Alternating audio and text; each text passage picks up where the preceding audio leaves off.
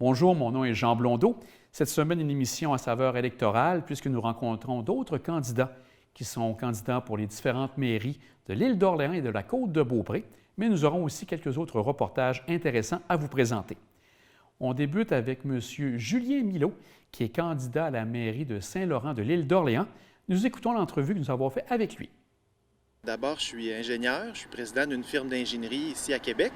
Je suis aussi conseiller municipal depuis 12 ans au siège numéro 2, ici même à Saint-Laurent consécutivement. Je suis père d'une jeune fille. Je demeure à Saint-Laurent depuis bientôt 18 ans.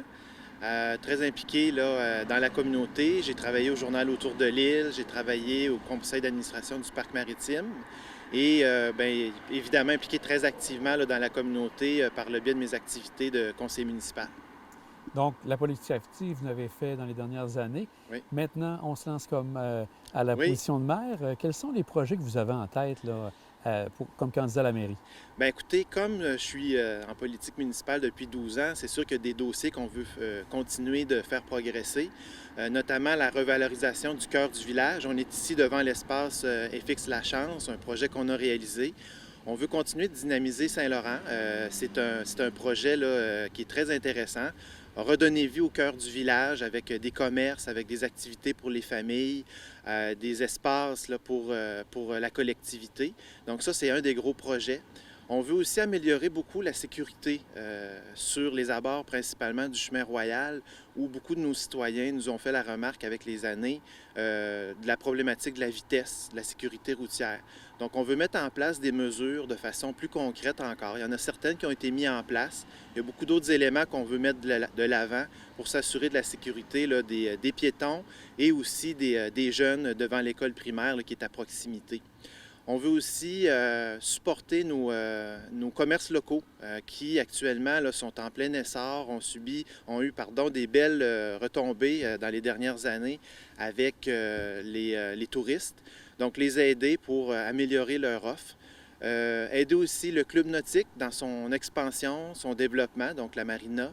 Le parc maritime aussi est une de nos priorités avec un nouveau bâtiment qui s'en vient. On veut les supporter à ce niveau-là.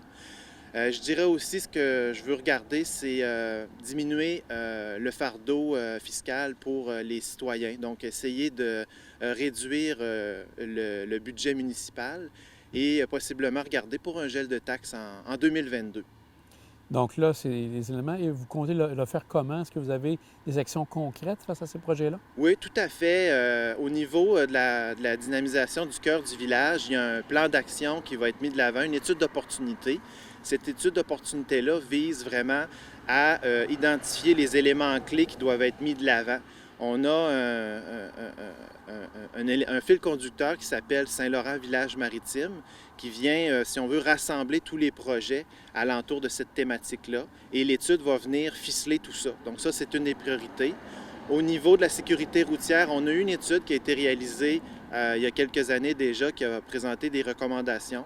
On est aussi en pourparlers avec le ministère des Transports pour certaines mesures additionnelles. Donc, on est très près d'eux à ce niveau-là. Et on compte bien aussi, avec les élections provinciales de l'année prochaine, utiliser ce tremplin-là pour mettre de l'avant certaines recommandations.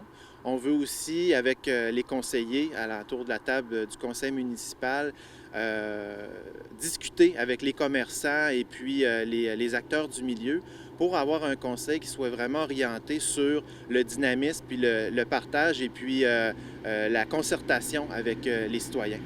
Et les résidents aussi sont consultés? Oui, tout à fait. De ce côté-là. Tout à fait. Ce qu'on souhaite, c'est vraiment que les citoyens soient consultés, qu'il y ait des groupes de citoyens qui s'impliquent à différents niveaux pour s'assurer qu'on ait les informations les plus justes possibles et puis qu'on ait aussi accès à des ressources qui vont nous appuyer dans ces différents projets-là au cours des 4 prochaines années. Et quel est le message que vous voulez donner aux gens de Saint-Laurent pour voter pour vous le 7 novembre prochain?